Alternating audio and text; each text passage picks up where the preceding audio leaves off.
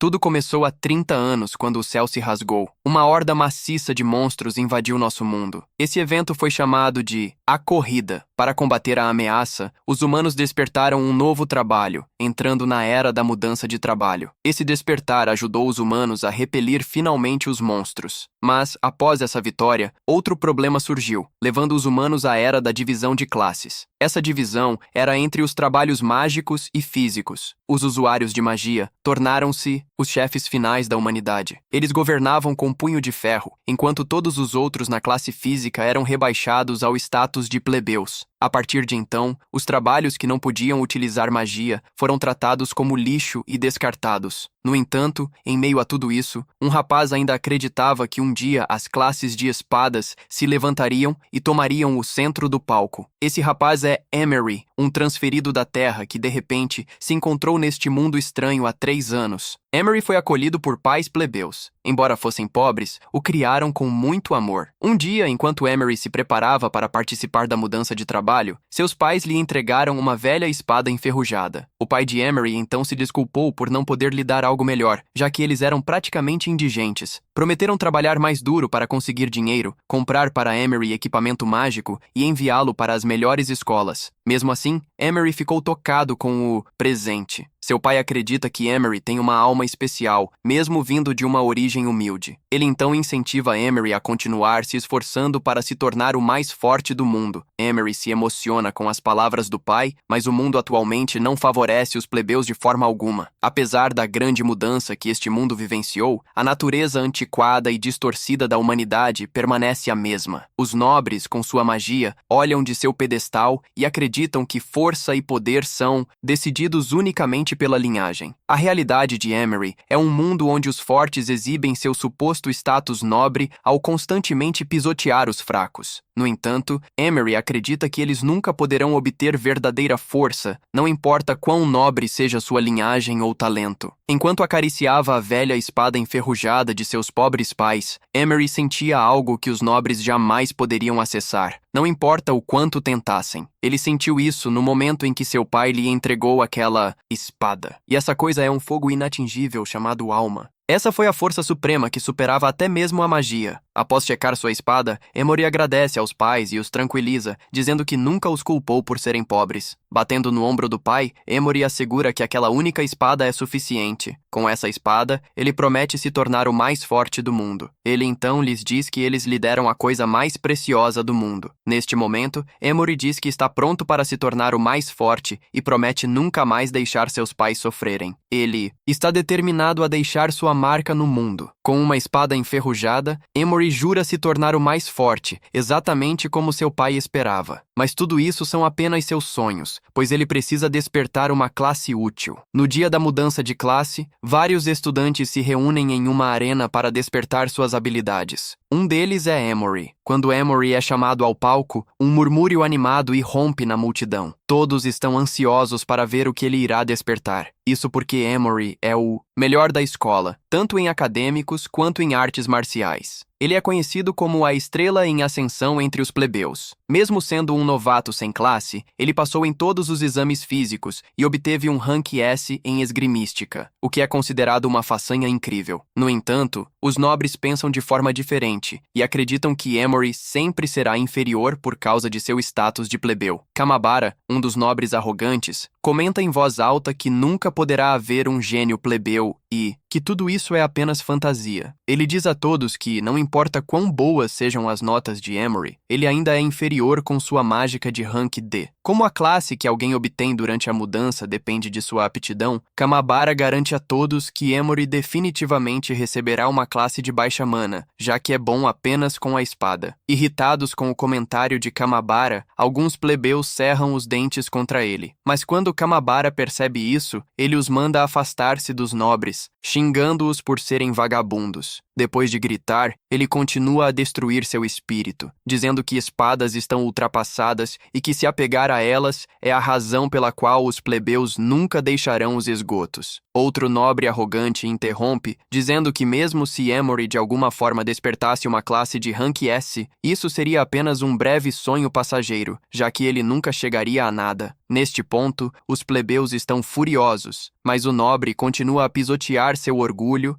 Ele diz a eles que os escolhidos nunca virão dos plebeus. Então, ele os instrui a parar de sonhar, porque um plebeu permanecerá plebeu para sempre. Enquanto isso, no palco, Emory finalmente coloca a mão no sistema. Uma luz ofuscante explode, deixando todos chocados por um momento. No entanto, no segundo seguinte, um espadachim de classe D aparece na tela, destruindo a empolgação causada pela luz dourada. Era um caso de falso alarme. Emory havia despertado a pior classe possível. Os plebeus, especialmente, ficam desapontados. Emory era a última esperança deles de mudar suas vidas. Eles acreditam que, se alguém considerado um gênio pode despertar uma classe inútil, então não há esperança para eles. Logo, alguns plebeus começam a chorar, perguntando se realmente estão condenados a ficar no fundo da pirâmide, não importa o quanto trabalhem. Do outro lado, os nobres estão emocionados com esse desenvolvimento. Isso confirma que estavam certos. Plebeus sempre serão inferiores a eles. Kamibara se deleita no momento, zombando de Amori por achar que era o escolhido. Ele foi despertado como um espadachim de classe D. Não era apenas uma classe inútil, era a mais baixa de todas. Apesar disso, Emory sorri para a janela do sistema, como se estivesse satisfeito com o resultado. Virando-se para a multidão, Emory orgulhosamente lhes diz que isso não é seu fim. Como ele planeja se dedicar à espada, até uma classe D inútil é um bom começo para ele. Depois que todos acordam para suas classes, o anfitrião anuncia que o teste de novato começará em breve. Ele explica que os resultados desse teste determinarão sua admissão na Universidade Ryojin e suas classificações após a matrícula. Um dos nobres assegura a Kamabara que todos entram na universidade, exceto o último colocado. Kamabara fica feliz em ouvir isso e acredita que Amori certamente ficará na última posição, já que ele é o único plebeu participando dos testes de novato este ano. O anfitrião então anuncia que dará a eles seus equipamentos iniciais e pede que se apresentem quando seu nome for chamado. A primeira pessoa chamada é Yuki Makusawa, uma nobre popular com avaliação mágica de classe S. Ela também despertou uma classe serafim de classe S durante a mudança e foi considerada uma gênio de classe SSS. Portanto, Yuki é basicamente uma das chamadas escolhidas. Quando ela chega, Yuki diz ao anfitrião que deseja o elemento gelo. O anfitrião puxa imediatamente o arco élfico. Em seguida, chama Emory, que rapidamente exige uma espada, deixando os outros plebeus desapontados. O anfitrião informa Emory que, como um lixo de classificação D, ele só pode escolher na área de classificação D, que é a área física. Logo, ele pega uma espada velha e enferrujada e a entrega a Emory, dizendo que é perfeita para ele, mesmo que tenha acumulado poeira por anos. Com um sorriso presunçoso, o anfitrião lhe diz para ter cuidado para não quebrá-la. Os nobres começam a zombar de Emory, dizendo para ele apenas jogá-la fora assim que o teste acabar, já que a espada é um lixo. Um deles diz a Emory que, embora a espada seja uma arma das masmorras, ainda é apenas metal enferrujado, sem nenhuma amplificação mágica. Vem, o nobre arrogante de antes empunha orgulhosamente seu martelo do trovão de classe mestre, se vangloriando de que libera 100.000 volts em um único golpe. Ele acrescenta que um golpe do martelo deixará seu oponente paralisado por 1 minuto, mesmo que eles sobrevivam. Em seguida, ele avisa Emory que nenhuma pessoa sã usaria uma espada não elemental nos testes. No entanto, Emory ignora todo aquele barulho enquanto testa a espada. Nota que ela tem um bom equilíbrio, o que a torna fácil de ser brandida. Como um plebeu no fundo da sociedade, tesouros como artefatos divinos e armas encantadas que os nobres ostentam não passam de sonhos distantes. Mas o que ninguém sabe é que um plebeu pode pegar um simples bastão de madeira e, com o poder da imaginação, transformá-lo na arma mais forte. Isso é o que Emory acredita. Ele planeja mostrar a todos o que pode fazer com uma espada velha e enferrujada. Logo depois, enquanto o ônibus leva os participantes para a floresta sussurrante para o teste, o anfitrião lê as regras do jogo. Ele explica que a floresta é habitada por monstros corrompidos por energia de outro mundo. No entanto, tranquiliza os alunos, dizendo que não tem nada a temer, já que os monstros são todos de nível baixo.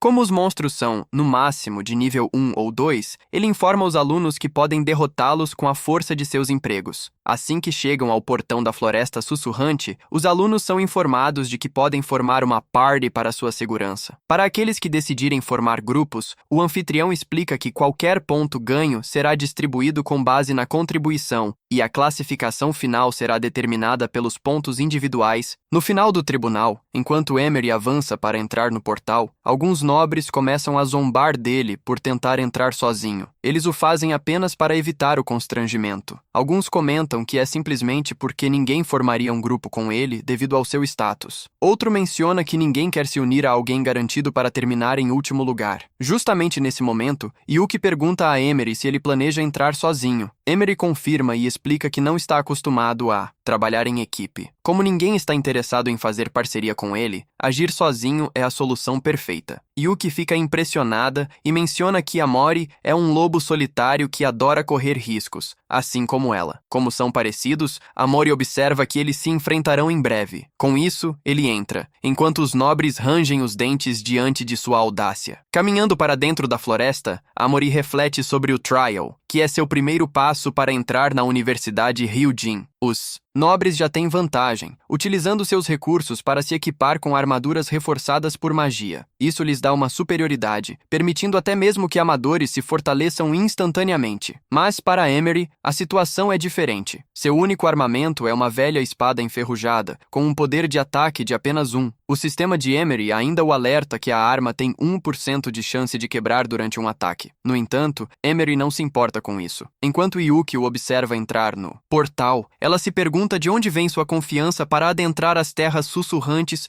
com nada além de uma espada quebrada. Confusa, Yuki se questiona se a confiança de Emery se deve ao fato de ter maestria em esgrima de Rank S. Essa esgrima é considerada extremamente difícil, mas, após refletir por um tempo, Yuki chega à conclusão de que Emery, apenas com sua classe física, não pode sobreviver em um mundo dominado pela magia. Enquanto Emery passa pelo portal, um leve sorriso se espalha em seu rosto. Ele já consegue imaginar o que todos estão dizendo sobre ele, que é apenas mais um perdedor buscando um sonho impossível, esperando tornar-se o herói de alguma clássica história de superação. Mas Emery não se vê dessa forma. Ele acredita firmemente que a verdadeira força não é determinada pelo status ou pela riqueza. Para ele, a verdadeira força é forjada por uma convicção inabalável. Emery, então, promete herdar a alma do plebeu, torne-se o mais forte, recupere a honra do espadachim, fale sobre armas mágicas. Elas são armas aprimoradas, infundidas com mana, contêm circuitos mágicos de alto nível. Enquanto isso, as espadas de ferro elementar e os escudos de madeira dos plebeus não são nada comparados às armas mágicas. Basicamente, a maior força de uma arma mágica é que a energia mágica impregnada nela permite que um único golpe libere magia de poder destrutivo inimaginável. Diferente do esgrimista, nenhuma técnica é necessária. É, na verdade, o poder supremo que pode ser adquirido com riqueza e conexões. Uma dessas armas mágicas é a que Ven, o nobre convencido, está usando atualmente na Floresta Sussurrante. Ele derrota, sem esforço, lobos monstros de nível 2. Após derrubá-los, Ven se vangloria, xingando os lobos por serem fracos. Em seguida, ele faz uma pequena dança da vitória, exibindo a arma para seus amigos nobres, Orto e Lance. Outro, um mago em uma capa branca, elogia Ven por ser forte. Observa que armas caras realmente fazem a diferença na força. Orto menciona que, para um iniciante, o martelo de Ven provavelmente limparia todo o calabouço sem problemas. Ven se orgulha em informá-los que seu pai fez um martelo sob medida em um ferreiro de nível estadual, que é uma arma mágica de classe B. Ele até se gaba que pode derrubar monstros de nível 3 em um único golpe com seu martelo. O nobre loiro Lance, que utiliza lâminas mágicas, começa a se gabar, dizendo que seu grupo definitivamente é o mais forte ao enfrentar o teste dos novatos. Ele assegura ao grupo que os 3 primeiros do ranking são deles para serem conquistados. De repente, Orto cai em um arbusto. Ele percebe um monte de cadáveres de lobos do outro lado. Orto grita ao ver aquilo e sai correndo, chocado, se perguntando quem eliminou os lobos. Embora a Floresta Sussurrante esteja repleta de monstros, eliminar tantos em tão pouco tempo é absolutamente insano. Lance, então, corre para o seu lado para examinar a área, perguntando a si mesmo se outro grupo mais forte os venceu. Eles se questionam se poderia haver um cavalo de Troia no teste dos novatos. Orto rapidamente verifica os arredores com detecção mágica. Após escanear, anuncia que não há vestígios de magia. Isso significa que foi feito por uma classe puramente física. No entanto, Orto ainda se recusa a acreditar que alguém de uma classe física pode ir tão fundo na floresta. Justo então, Emory chega. Ele avisa o grupo para se afastar de seus despojos e caçar em outro lugar. Ben começa a rir dele, incrédulo. Ele se recusa a acreditar que uma escória como Emory poderia ter matado centenas de lobos com sua espada quebrada. Em seguida, Ben latiu, irritado, para Amory, lembrando-o de que ataques físicos não conseguem furar a defesa do monstro. Ven então jura que os cadáveres foram provavelmente deixados para trás por algum poderoso mago. Amory é apenas um transeunte, tentando levar o crédito. Orto decide verificar um dos cadáveres com detecção mágica. Nota que há um leve traço de um elemento vento em sua ferida. Ele revela que o elemento vento é de um feitiço de magia de 4º nível, conhecido como Kamaitachi. Voltando-se para Samori, Orto pergunta a ele se liberou um Kamaitachi com aquela espada quebrada e trash. Mas Emory explica que apenas balançou a espada rápido o suficiente para fatiar o ar. A onda de choque disso fez o resto. No entanto, Ven se recusa a acreditar na história exagerada de Emory. Ele grita com raiva que Emory está tentando zombar deles. Ven acredita que criar tal magia não é algo que um espadachim plebeu poderia fazer, mas Emory avisa Ven que sua ideia de senso comum é realmente limitada. Isso deixa Ven furioso. Enquanto tenta amaldiçoar Emory, o lobo monstruoso quase o ataca por trás. Lance e Orto rapidamente o chamam para que fique atento, mas o tempo de reação de Ben é inexistente. Felizmente, antes que o lobo consiga atacar, Emory corta rapidamente o pescoço do lobo, acabando com ele em um golpe. Depois, ele congela no lugar em descrença, perguntando se estava imaginando tudo. Na superfície, parecia que Amory não havia balançado sua espada. E ainda assim, uma espada apareceu do nada e atingiu o lobo mortalmente. Depois de considerar isso por um momento, Ben se recusa a reconhecer que Emory fez isso. Em vez disso, escolhe acreditar que o monstro, de alguma forma, se lançou diretamente na espada de Emory. Isso se deve ao fato de que, após a corrida, os monstros neste mundo adquiriram uma alta resistência ao dano físico. Por causa dessa resistência, quando classes físicas fracas atacam de perto, o dano exibido na janela do sistema é 0. Isso eventualmente se tornou a razão principal para a queda das classes físicas, que eram ridicularizadas como lixo. No entanto, Emory é diferente das classes físicas normais, porque seu talento é a sincronia com a espada.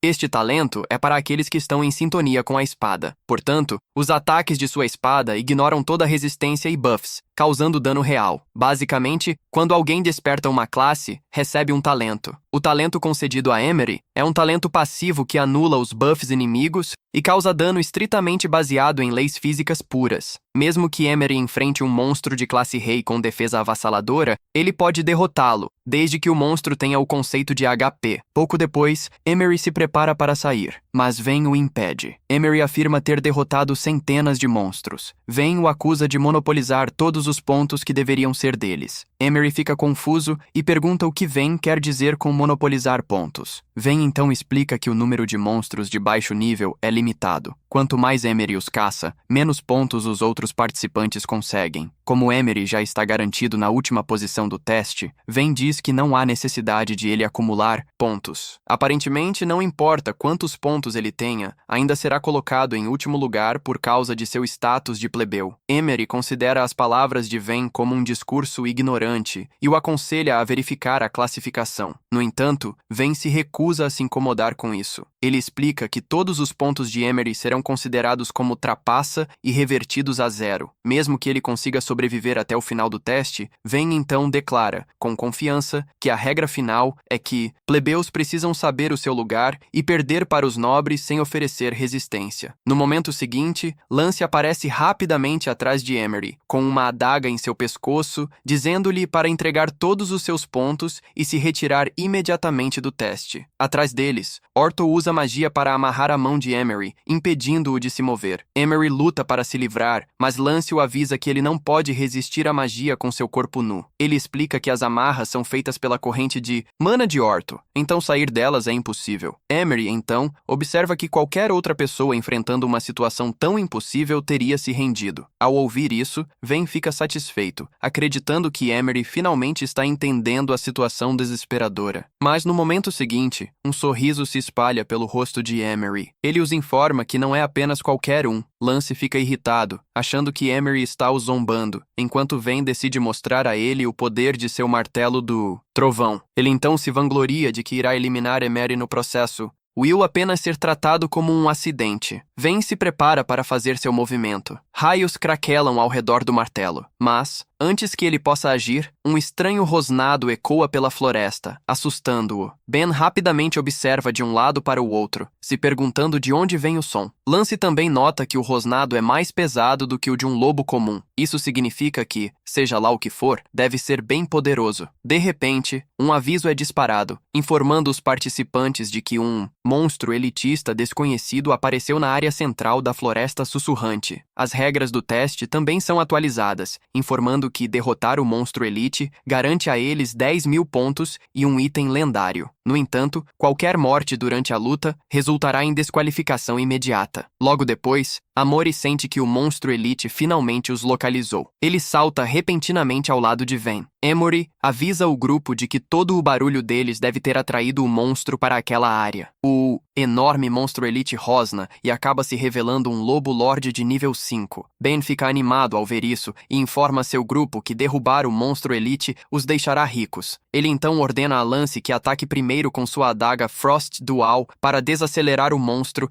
enquanto ele e Orto finalizam a luta. Lance avança confiante com sua lâmina Frost, pensando que isso deveria ser fácil, mas o monstro o empurra sem esforço, sem mover um músculo. Ven fica completamente chocado ao ver Lance sendo lançado para longe, como um disco voador de borracha. Orto também se surpreende com a força do monstro, percebendo que isso é muito mais difícil do que um teste normal. Alguém pode realmente morrer de verdade? Emery então chama Orto, pedindo que ele libere rapidamente a corrente da Mona. Mas Ven o interrompe, dizendo que eles precisam correr e usar Emery como isca para ganhar tempo para a fuga. Orto concorda, e Ven diz a ele que devem correr na contagem de 3. Mas no momento seguinte, Ven sai disparado sozinho, abandonando a equipe. Ele já planejava escapar sem eles, já que mais isca aumentava suas chances de sair vivo. Enquanto Ven faz sua fuga, a corrente de mana de Orto se dissipa quando ele vai ajudar Lance a se levantar. Enquanto Orto tenta apressar a saída com Lance, Amori se prepara para lutar contra o monstro. Ele está até animado para encontrar o que considera um oponente digno em uma masmorra de iniciantes. Emory planeja usar essa luta para testar seu poder. Ele deu o primeiro passo em direção ao seu objetivo de se tornar o mais forte. Justamente quando o monstro tenta perseguir Ven, Emory avança para testar a força do monstro. Ele então ataca o monstro com sua espada. Porém, o monstro bloqueia o ataque com suas patas antes de empurrar Emory para trás. Emory percebe que seu golpe não causou dano algum. Isso o leva a concluir que o monstro é extremamente resistente. Enquanto isso, o monstro, enfurecido pelo ataque de Emory, imediatamente contra-ataca. Ele avança para arranhar Emory. Nesse momento, Emory se dá conta de que a velocidade do monstro aumentou consideravelmente. Ele consegue bloquear o ataque com sua velha espada enferrujada, mas quase é esmagado pelo poder insano do monstro. Ao lutar sob a pressão do golpe, ele se pergunta se monstros de nível 5 costumam ser tão fortes. Logo, ele começa a se preocupar, já que sua espada começa a rachar sob a pressão. Ao mesmo tempo, Ven para de fugir, e ao se virar para verificar os outros, fica atônito ao ver Emory lutando frente a frente com o chamado monstro de elite. Ven não consegue acreditar que Emory está tentando bloquear um ataque do Senhor Lobo, que é basicamente uma sentença de morte para os outros. Em determinado momento, Emory começa a ceder sob o poder do Senhor Lobo, mas se recusa a recuar. O instinto de combate de Emory é ativado assim que o monstro se prepara para finalizá-lo. Esse instinto é um estado que ele alcançou durante sua avaliação de esgrima de nível S. Aparentemente, esse instinto despertou no momento em que seu medo atingiu seu auge. Antes que o Senhor Lobo possa esmagá-lo, Emory alcança o mesmo estado, ganhando poder para libertar sua espada espada do aperto do monstro. Após isso, ele começa a recitar um encantamento de espada, fazendo seu espírito de luta se elevar. Por causa disso, Emory ativa seu talento Sincronização de Espada, e na janela do sistema é revelado que Emory e sua espada alcançaram ressonância, obtendo um aumento de 100 vezes. Assim que o buff entra em efeito, Emory corta sem esforço um dos braços do Senhor Lobo. Emory fica surpreso com o aumento extra da ativação da sincronização de espada e nota que é mais forte do que pensava. Satisfeito com o efeito, ele decide ir com tudo, pois, para ele, perder nunca foi uma opção. No entanto, antes que Emory possa realizar seu próximo movimento, o monstro entra em modo de fúria e enlouquece. A criatura avança, determinada a decapitar Emory. Emory consegue desviar do ataque, mas o monstro continua a persegui-lo incansavelmente, pronto para atacar. Depois de conseguir desviar por um tempo, Emory desferiu um poderoso soco na mandíbula do monstro. Ele percebe que o efeito de sincronia da espada também potencializou seu punho. Emory dá mais um soco, esmagando o Senhor Lobo contra o chão, bem perto de Ben. Ben está tão atordoado que suas pernas se recusam a se mover quando ele tenta correr.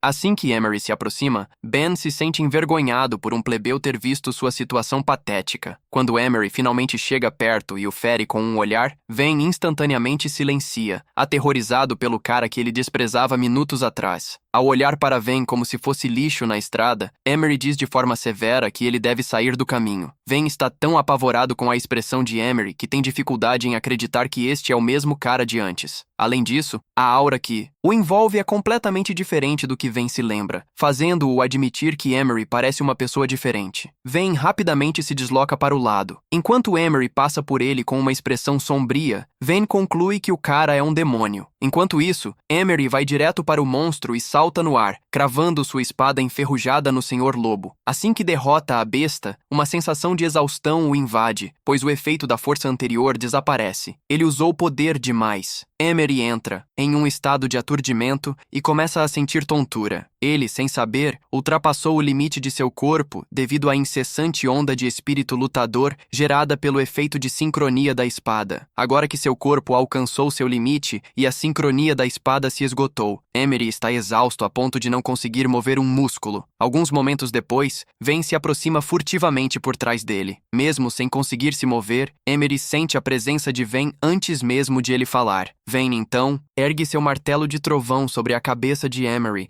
enquanto admite que Emory é verdadeiramente um gênio. Ele se recusa a deixar um perdedor plebeu escapar das favelas. Ben se prepara para finalizá-lo, mas pausa de repente quando Emory pergunta se ele não tem medo de um contra-ataque. Ben fica aterrorizado ao ouvir isso, mas assim que Emory tosse sangue, sua confiança é imediatamente renovada. Ele admite que tem medo de morrer. No entanto, Emory estava tão focado em ser o herói que deixou-se exposto. Ben provoca Emory por não conseguir se mover, explicando que ele apenas vai aproveitar a oportunidade para acabar com ele e fazer parecer que o monstro Elite fez isso. Ven declara que será o número 1 indiscutível da prova de novatos. Com isso, ele levanta seu martelo do trovão. Enquanto se prepara para golpear, a vontade de Emory de sobreviver reanima. Ele se recusa a morrer com um ataque surpresa de um covarde. Emory consegue bloquear o golpe de Ven com sua espada, enquanto luta sob a pressão do martelo do trovão. Emory jura proteger seu orgulho como espadachim. Ao mesmo tempo, Ven está determinado a esmagar esse orgulho. Ele grita para Emory que é inútil continuar lutando. Então, decide aumentar a pressão, dizendo a Emory para simplesmente aceitar a morte, como o lixo comum que é. No entanto, enquanto Emory começa a desmoronar sob o peso do martelo, um milagre acontece. A cabeça de Ven é instantaneamente separada de seu corpo. Acontece que o Senhor Lobo, que deveria estar morto, recuperou a consciência e, pobre Ven, foi o primeiro que ele viu. Enquanto isso,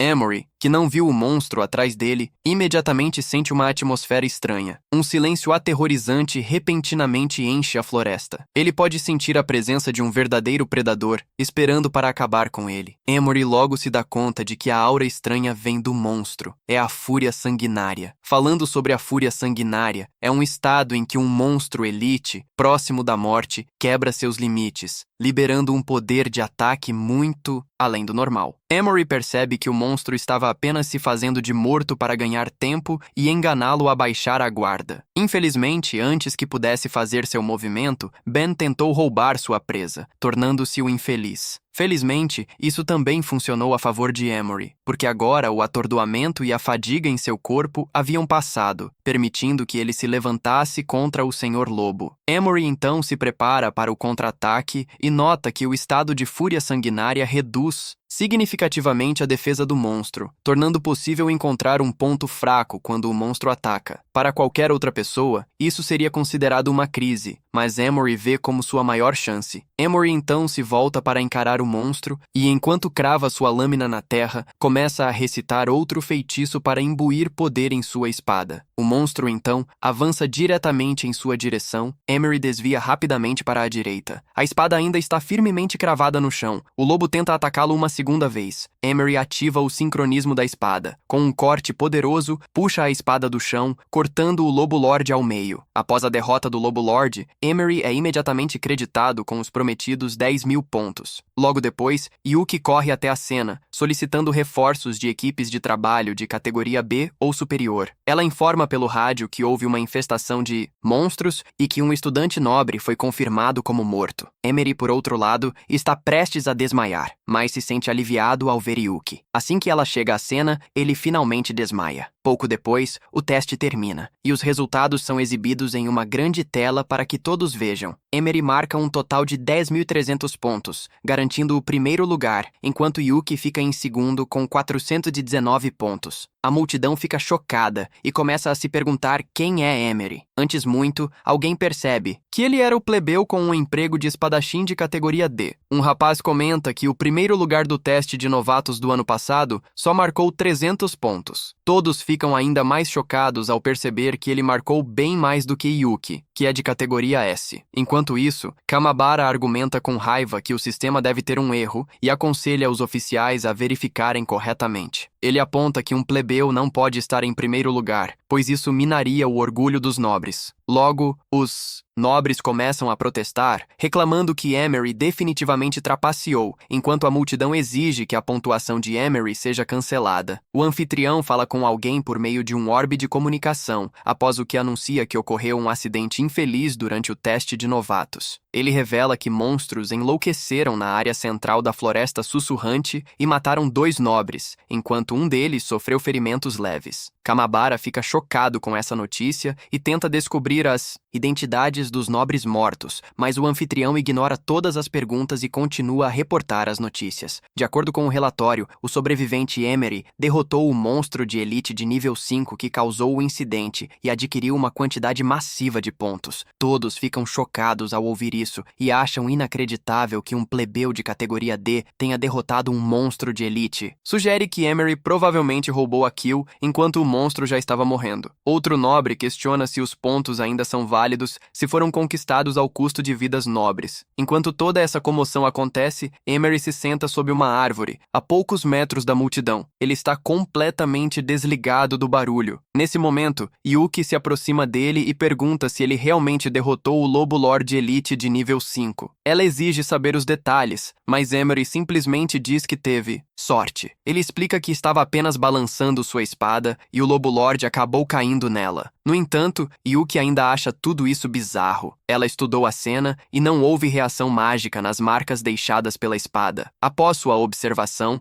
ela conclui que as feridas no monstro foram feitas por golpes puramente físicos. Ela suspeita que Emory derrotou o Lobo Lorde por conta própria e começa a analisar como isso aconteceu. Yuki aponta que Ven e sua gangue devem ter tentado roubar o golpe final ou fazer algo suspeito contra Emory. Infelizmente, eles foram os primeiros alvos do Lobo Lorde Berserker. Assim que ela termina sua análise do incidente, Amori rapidamente nega, dizendo que isso é apenas especulação dela. Yuki então pergunta por que ele não está se defendendo na frente de todos, mas Amori informa que é inútil, já que eles já tomaram a decisão de usá-lo como bode expiatório. Ele explica que não quer perder seu tempo lutando contra seus preconceitos mesquinhos. Nesse momento, Emory saca sua espada espada, dizendo a Yuki que ainda pode provar seu valor, mesmo com uma espada velha e enferrujada, descartada em um monte de lixo. Então, ele declara que a força sempre fala por si só no final. De volta ao palco, um dos examinadores aconselha o examinador-chefe a cancelar as pontuações de Emery para apaziguar a raiva de todos, já que ele é apenas um plebeu com talento inferior. Por decisão unânime dos examinadores, o anfitrião anuncia imediatamente que a pontuação de Emery foi cancelada. A multidão nobre fica animada ao ouvir essa notícia, especialmente Kamabara, que comenta com orgulho que plebeus indignos deveriam conhecer seu lugar ao invés de tentar ficar em primeiro. Assim que as pontuações de Emery são canceladas, o placar muda e Yuki assume a primeira posição. Justo quando o anfitrião está prestes a anunciar aqueles que passaram no teste e foram admitidos na Universidade Ryujin, o sistema apresenta uma falha. Emery acaba fazendo a pontuação mínima. Todos ficam completamente chocados.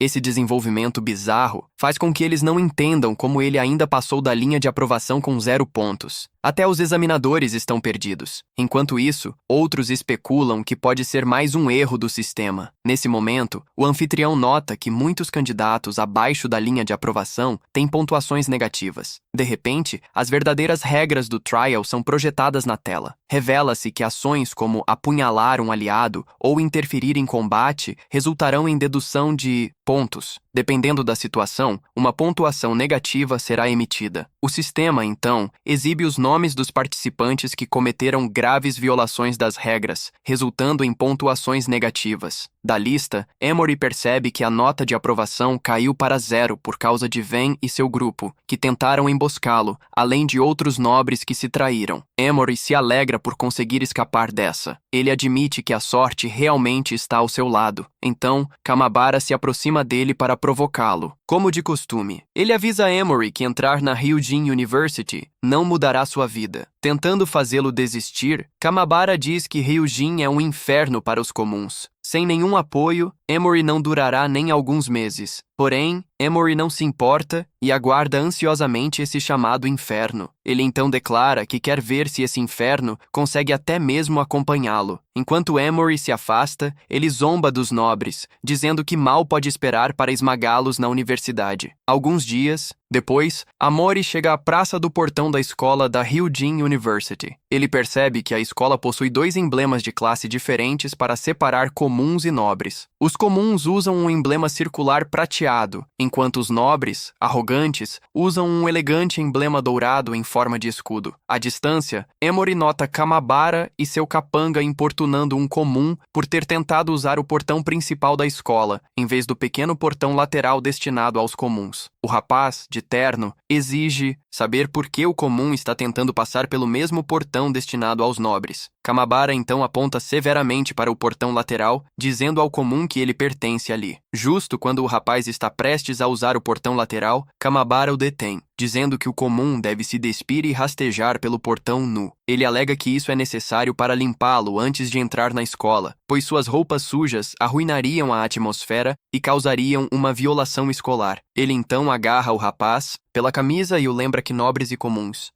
Ele vive em mundos diferentes. Ele explica que rastejar pelo portão lateral nu é um ritual que os nobres da escola se esforçaram para criar para os plebeus. Mas, antes que Kamabara consiga fazer valer seu ponto de vista, alguém o para e agarra sua mão. Kamabara imediatamente se vira e vê que é Amori, mas não o reconhece de imediato. Amori então chama sua atenção ao se apresentar. Kamabara percebe que se trata do lixo de rank D do teste para novatos. Imediatamente, ele se afasta do aperto de Amori. Não pode acreditar que Amori realmente ignorou seu aviso e ainda assim apareceu na escola, sorrindo como um maníaco. Kamabara diz a Amori para se despir, colocar um colar e rastejar pelo portão dos plebeus, explicando que é assim que os plebeus se inscrevem na Ryujin. Amori não é uma exceção. Emery se mantém firme e diz a Kamabara que todos os alunos que conquistarem sua admissão com força real têm o direito de usar o portão principal. Ele então aponta que o portão lateral é perfeito para os nobres, que são apenas um punhado de bocas vazias cobertas de equipamentos caros. O cara do terno branco fica infuriado com essa comparação. Enquanto isso, Kamabara apenas acha a confiança de Amori engraçada. Não consegue acreditar que um plebeu insignificante ousa responder a um nobre. O cara do terno branco imediatamente se aproxima por trás de Emery, enquanto Kamabara estica o braço para atacá-lo pela frente. Ele declara que, na Ryujin, os nobres têm a autoridade de disciplinar os plebeus à força, sem enfrentar qualquer acusação, mesmo que quebrem alguns ossos. Enquanto o idiota fala, Emery já está farto de todo aquele barulho, pois é apenas o primeiro dia e os arrogantes já começaram a exercer sua influência. Ele os zomba, chamando-os de esfarrapados patéticos que intimidam os fracos apenas para se sentirem poderosos e superiores. Ele então os informa que não são nada além de cascas vazias e que, sem o apoio de suas famílias, eles se tornam menos que humanos. Kamabara fica irritado com as palavras de Emery, ansiando em esmagá-lo mais do que nunca. Emery então os desafia a atacá-lo ao mesmo tempo, já que suas palavras parecem atingir seus pontos fracos. Promete ensinar-lhes uma lição e educá-los em nome de seus pais sem modos.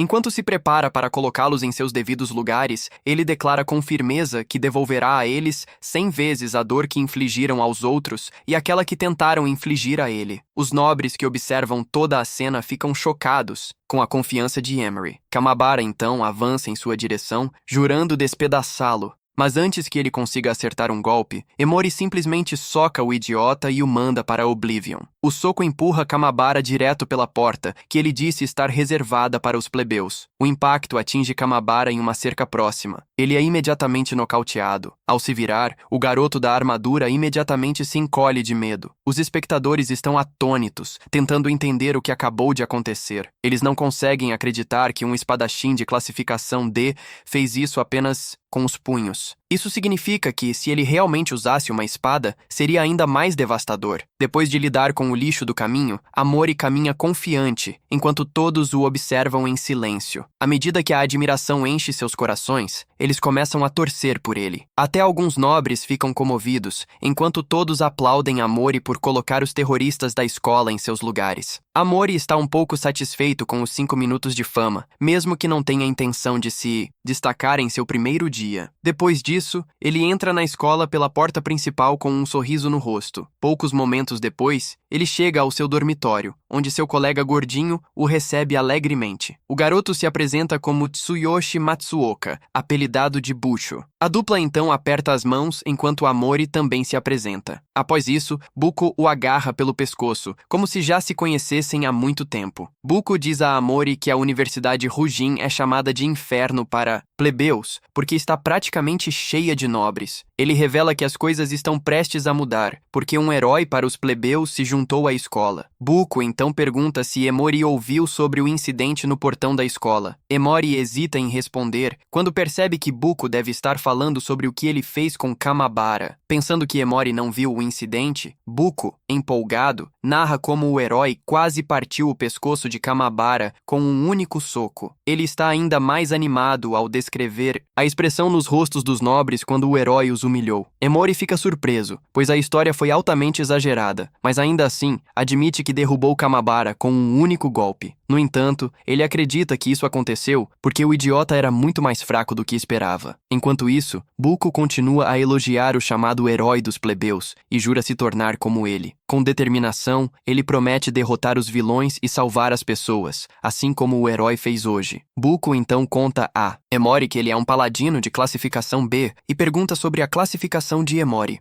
Quando Emori revela casualmente que é um espadachim de classificação D, Buko fica aturdido. Ele não consegue acreditar que Emori conseguiu entrar na escola com uma classificação tão baixa. Buko imagina que Emori deve ter trabalhado incrivelmente duro para chegar até ali. Como um homem de honra, Buko decide protegê-lo. Ele diz a Emori para ficar ao seu lado. Em seguida, se exibe, afirmando que é um espadachim de classificação B. Então, Emori pode usar seu nome se algum valentão aparecer. Emori se diverte com isso e não consegue evitar uma risada nervosa diante da ingenuidade de Buko. Como um péssimo jogador de equipe, Emori despreza se juntar a alguém. É por isso que ele treinou sozinho todo esse tempo. Mas agora que Buko está se aproximando dele, isso parece estranho. Ele percebe que contar a verdade nesse momento pode complicar sua vida. Como deseja um caminho pacífico para se tornar o mais forte, Emori decide fazer-se de desentendido perto de Buko. Em algum lugar, em um hospital, Kamabara ainda está cuidando de seus ferimentos. Quando o mordomo da família traz notícias do chefe da casa, Kamabara é instruído a lidar com esse incidente menor sozinho, sem perturbar a família. Kamabara fica furioso ao ouvir isso e xinga a Mori por tê-lo humilhado. Então, ele ordena ao mordomo que use todos os recursos disponíveis na universidade para eliminar a Mori em uma semana. O mordomo aceita a missão e promete eliminar a Mori sob a aparência de um acidente. Ainda enfurecido pela humilhação que sofreu, Kamabara jura estar presente para ver a Mori ser despedaçado. Mais tarde, nos terrenos de treinamento da universidade, os alunos estão reunidos em preparação para a aula. Buko pede a Mori que mantenha a cabeça baixa durante todo o processo, porque ouviu que o instrutor Benjamin Lee não faz nada além de implicar com os comuns. Momentos depois, Benjamin sobe ao palco para se apresentar e informar aos alunos que será ele quem estará no comando. Ele lhes diz que sua aula é baseada em meritocracia, portanto não tem escolha a não ser eliminar os fracos. Enquanto se dirige aos alunos, ele vê Emory na multidão e lembra-se da instrução que recebeu para garantir que Emory seja expulso da escola. Benjamin até acredita que a expulsão é muito branda, então promete fazer Emory sofrer mais do que Kamabara sofreu. Na verdade, ele planeja matar Emory por não saber seu lugar como um comum. Sem se conter, menciona que há um inseto entre eles que não sabe seu lugar, acrescentando que esse inseto é um espadachim de classificação D. A turma já sabe de quem ele está falando,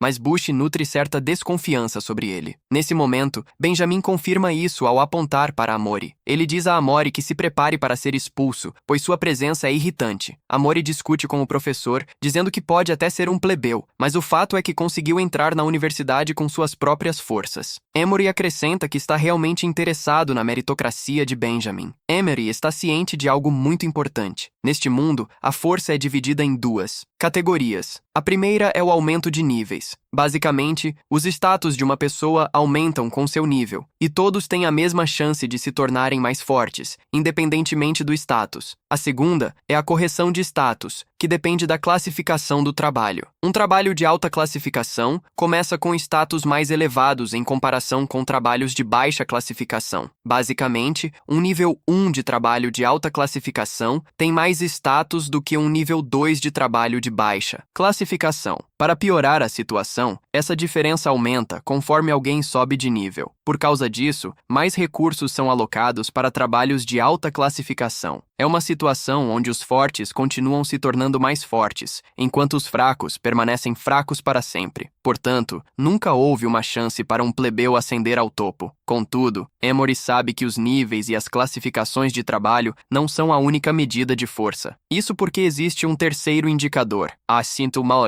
técnica. Esta é a única vantagem que resta para os plebeus. Benjamin diz a Emory, sem rodeios, que ele deve fazer tudo o que manda em sua aula ou corre o risco de morrer. Em vez de mostrar sinais de medo, Emory responde que isso torna as coisas mais interessantes para ele e quer que Benjamin lhe mostre o que realmente quer dizer com isso. Emory diz que está curioso para saber como é uma aula prática em sua tão falada meritocracia. A ousadia de Emory provoca Benjamin, que grita com ele, perguntando o que deu a ele a ousadia de se dirigir a seu superior de forma tão rude. Benjamin decide ensinar uma lição a Emory. Ele diz que, naquele dia, Emory será o saco de pancadas da turma, pois os alvos de treino estão quebrados. Os nobres já estão empolgados com a mera ideia de ter a chance de agredir um plebeu em seu primeiro dia. Eles afirmam que sempre odiaram Emory, então essa é a chance de dar a ele uma lição. Buko teme pela segurança de Emory e o aconselha a pedir desculpas em vez de entrar na provocação de Benjamin. Busho o incentiva a alegar que está doente.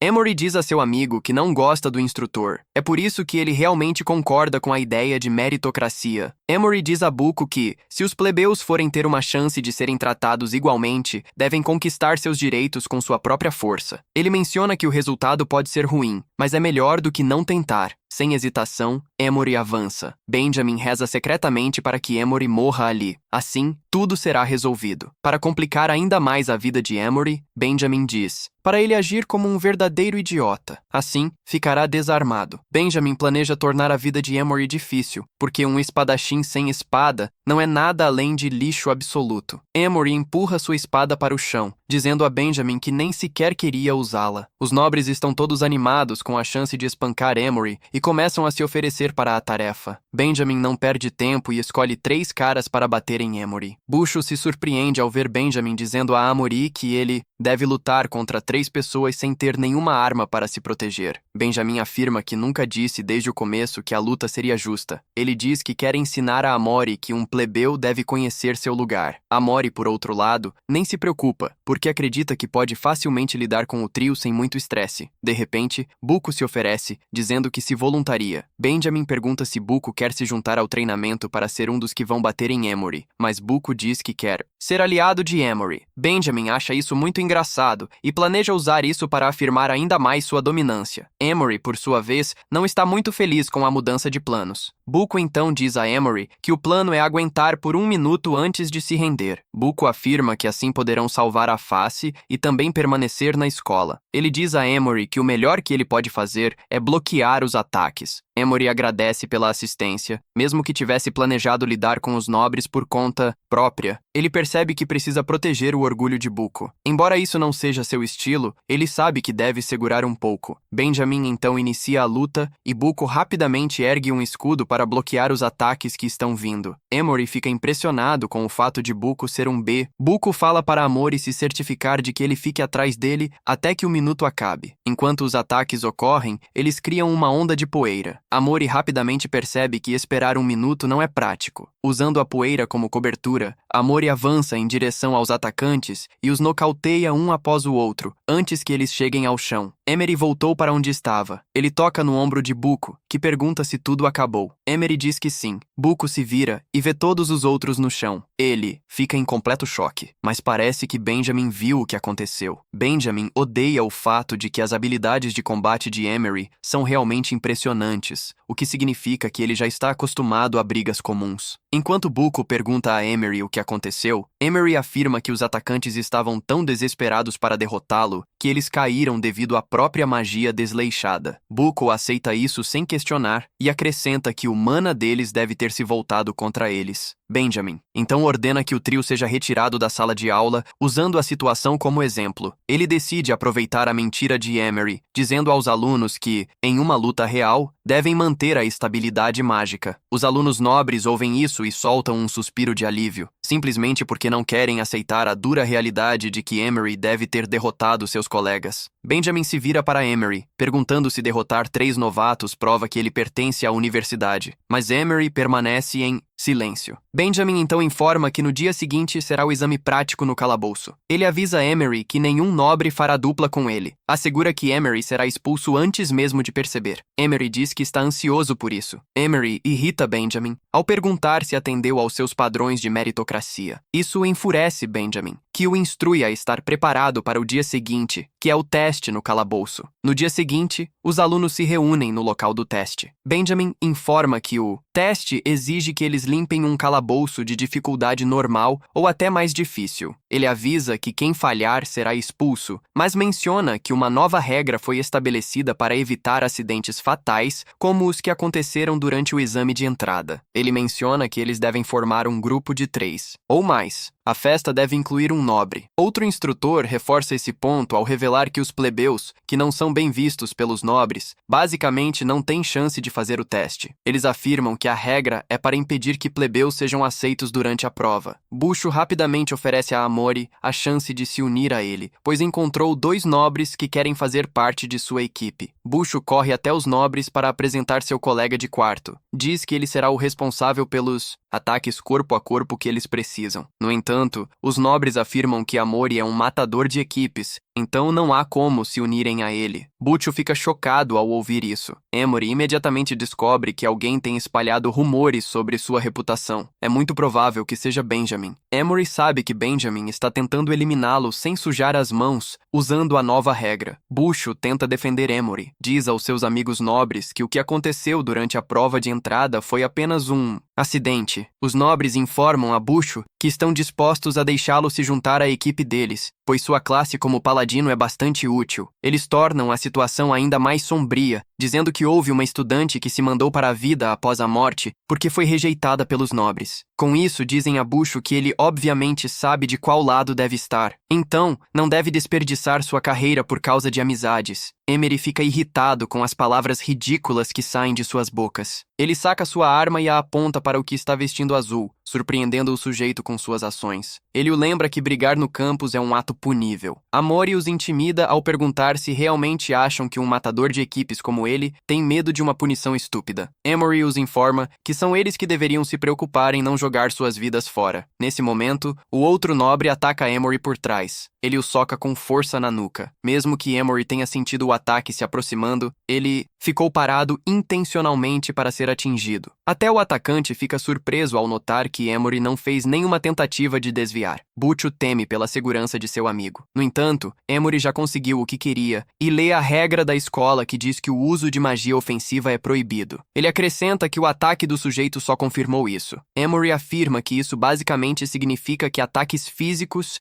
aqueles que não usam magia estão perfeitamente bem. Ao ver a estranha reação no rosto de Emery, o cara treme de medo e pergunta quais são seus planos. Seus medos se confirmam quando Emery avança em direção a ele a uma velocidade incrível. Emery desferiu um soco poderoso, que mandou o cara voando para longe. O sujeito só para quando atinge uma parede. O amigo dele está furioso por um plebeu, como Amory, ter a ousadia de tocar em um nobre. Ele tenta atacar Amory por trás, usando sua magia.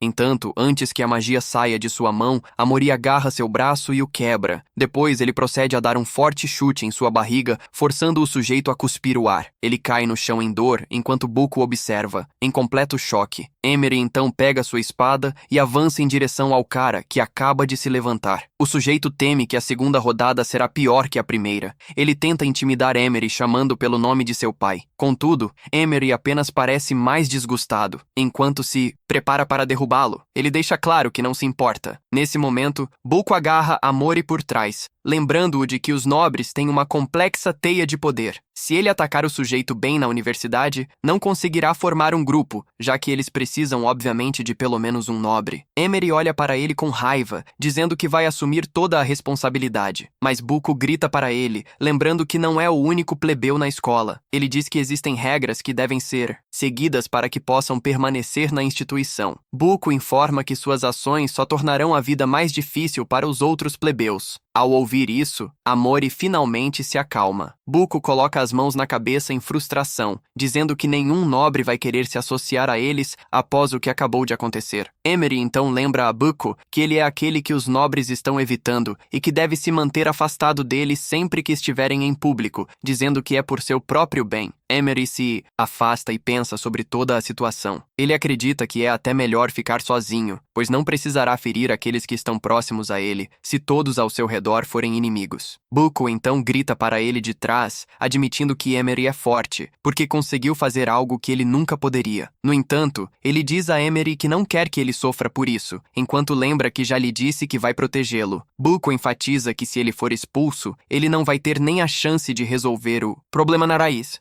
As palavras de Bucco atingem em cheio. Emory admite que ele está certo, mas não consegue acreditar que Bucco é quem está fazendo sentido para ele. Bucco, empolgado, agarra o amigo e diz que ainda tem a chance de perguntar, na entrada do calabouço, sobre quem vai se juntar a eles. Porque no final alguém definitivamente vai. Emory pensa consigo mesmo que ele só precisa quebrar as regras que regem a sociedade. Mas, por enquanto, ele deve apenas suportar o que quer que joguem contra ele. Com isso em mente, Emory conclui que formará um grupo para limpar o calabouço e conseguir o que quer. Momentos depois, eles seguem em direção à entrada do calabouço. Emory fica impressionado com como tudo aquilo parece. Justo então, os nobres voltam seu olhar para Emory e Bucco, pois ouviram como ele havia confrontado alguns deles. Os nobres estão furiosos, pois Amory e Bucco ainda têm a chance de andar por aí, tudo por causa das regras da escola. Caso contrário, teriam sido colocados em seu lugar. Até os plebeus se viram contra eles porque não querem ter nada a ver com os dois. Bucco fica surpreso ao ver que até os plebeus agora os evitam. Emory não se surpreende totalmente, pois sabe que as ovelhas sempre odeiam o lobo. Mas, se uma ovelha permanecer como uma, acaba sendo devorada pelo lobo. Os dois estão no meio disso quando são abordados por um assassino da nobreza, de cabelo vermelho, chamado Shin Kusashi. Buko fica surpreso ao ver que o sujeito se aproxima. Shin sussurra no ouvido de Emory, dizendo que ele tem uma força real e estava entre os 50 melhores no exame de entrada. No entanto, Shin não tem nenhuma popularidade. Shin então toca o ombro de Buko e diz para ele se juntar ao seu grupo, porque precisam de um tanque e Buko é um paladino. Buko fica surpreso ao ouvir isso. Até mesmo os outros ao redor ficam chocados com a coragem de Shin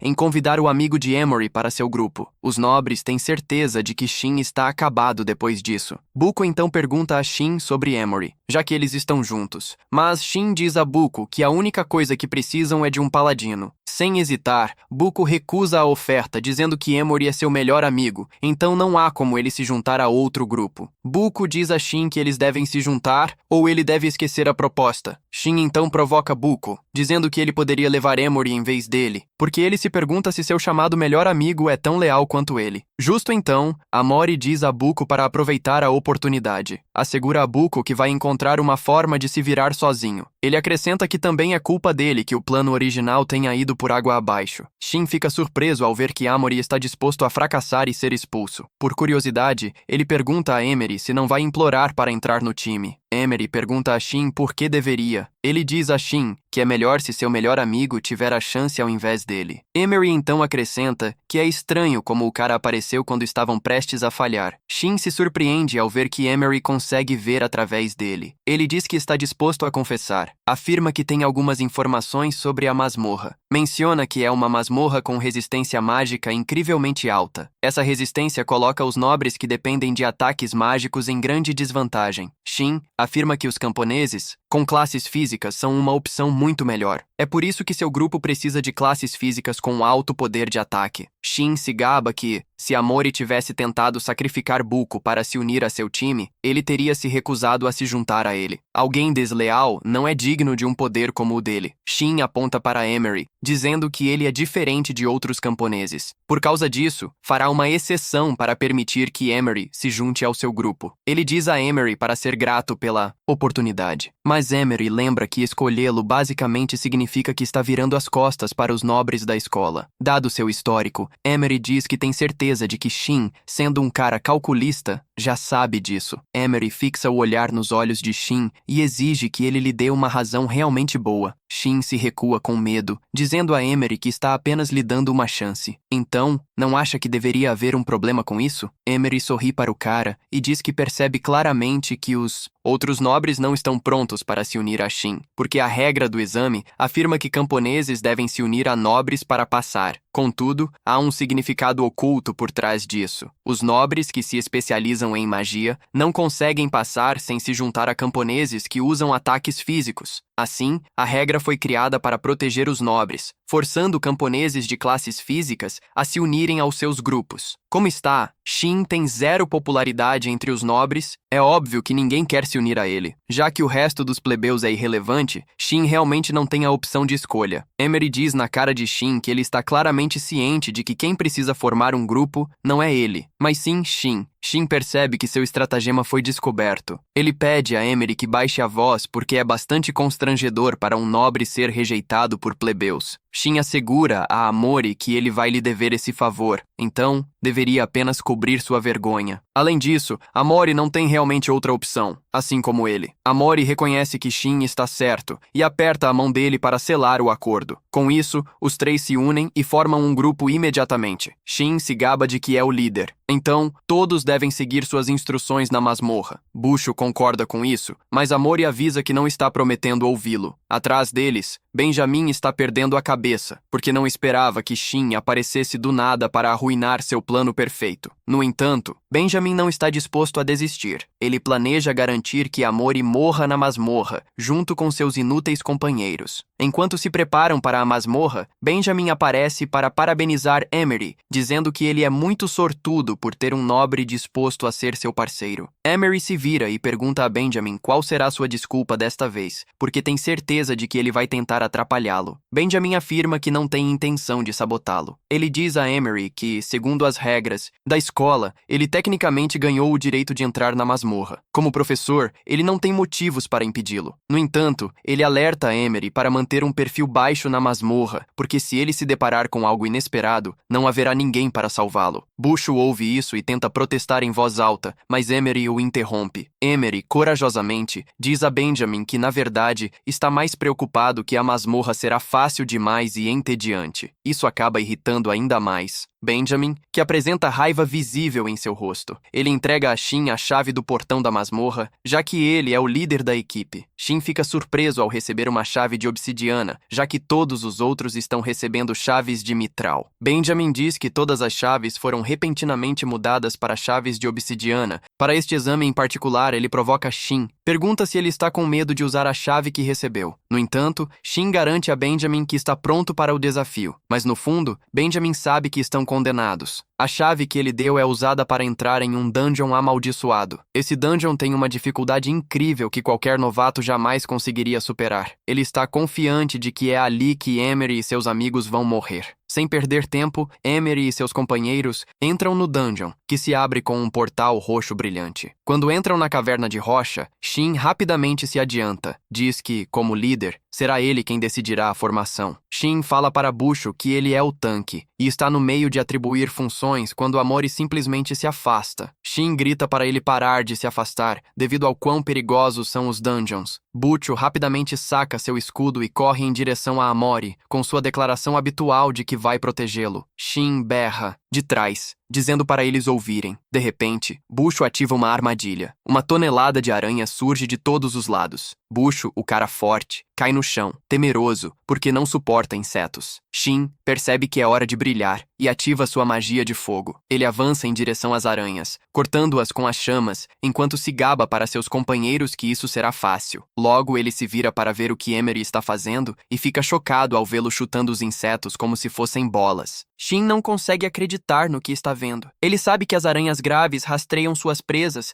usando detecção mágica. Isso significa que elas visam quem tiver o maior mana primeiro. Como Amori ainda não usou magia, seu mana deveria estar completamente cheio. No entanto, em vez de atacá-lo, as aranhas ficam vagando, confusas. E é quando Shin percebe que há uma possibilidade de que Amori não tenha mana alguma. No passado, Emery mencionou que sacrificou todo o seu talento mágico, então não vai contar com magia ou qualquer outro poder. Ele está preparado para se tornar uma classe física pura, apenas com a espada. Por causa disso, despertou um talento oculto, o sem magia. Isso faz com que seu mana seja permanentemente reduzido a 0, e suas habilidades com a espada consumam HP. Emory acredita que, ao abandonar completamente outras rotas, pode se fortalecer em todos os aspectos apenas treinando seu corpo. Enquanto isso, Shin se pergunta como Emory conseguiu mudar de classe, já que ele não tem mana. Mas quanto mais ele pensa nisso, mais confuso fica. Justo então, Emory grita para Buko, dizendo-lhe para se recompor.